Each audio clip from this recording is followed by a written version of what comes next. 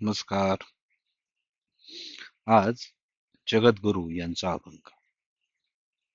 महाराज शब्द अगदी तोलून मोलून वापरतात.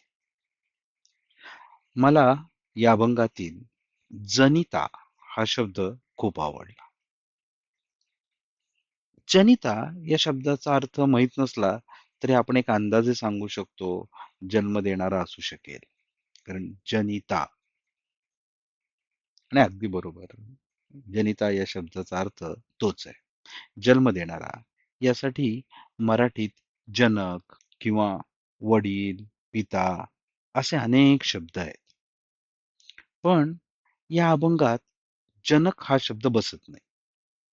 कारण तुम्ही जर त्याच्या आधीचे शब्द बघितले, तुका म्हणे माझा, विठ्ठल जनक.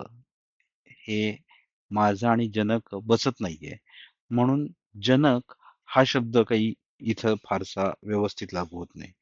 पिता हा शब्द अगदी बसू शकतो, पण पिता हा फक्त 2 अक्षरी शब्द आहे आणि दुसरं चरण 6 अक्षर करण्यासाठी त्यांना 3 अक्षरी आकारांत शब्द महाराजांना हवा होता आणि म्हणून त्यांनी जनिता हा शब्द वापरला. तसं बघितलं तर मराठी भाषेचे 4 कालखंड पडतात. प्राकृत किंवा अपभ्रंश म्हणजे इसवी सनापासून ते इसवी सन 1000 पर्यंत. प्राचीन मराठी ही इसवी सन 1000 ते 1350 शतक. 1350 शतक म्हणजे साधारण ज्ञानेश्वर, माऊलीं किंवा त्यांच्या आजूबाजूचे त्यावेळेचे सर्व संत. मध्य मराठी म्हणजे 1350 ते 1800 यामध्ये आपले अ, तुकाराम महाराज किंवा रामदास स्वामी किंवा महाराजांचा कालखंड हा सगळा मध्य मराठीमध्ये येतो आणि 18व्या शतकानंतर पूर्णपणे आधुनिक मराठी असे 4 कालखंड पडतात. आता प्राचीन भाषेमध्ये किंवा प्राचीन मराठीमध्ये कुठले शब्द होते यासाठी प्राध्यापक शंकर गोपाळ तुळपुळे यांनी a dictionary of old Marathi नावाचा एक छान शब्दकोश प्रसिद्ध केला आहे. त्यामध्ये त्यांनी 1350 पर्यंत जे सर्व शब्द मराठीमध्ये होते, अशाच शब्दांचा हा शब्दकोश आहे. तुळपुळे यांचा मराठी भाषेवर जबरदस्त अभ्यास होता. त्यांनी यादवकालीन मराठी भाषा असंही एक पुस्तक लिहिलेलं आहे.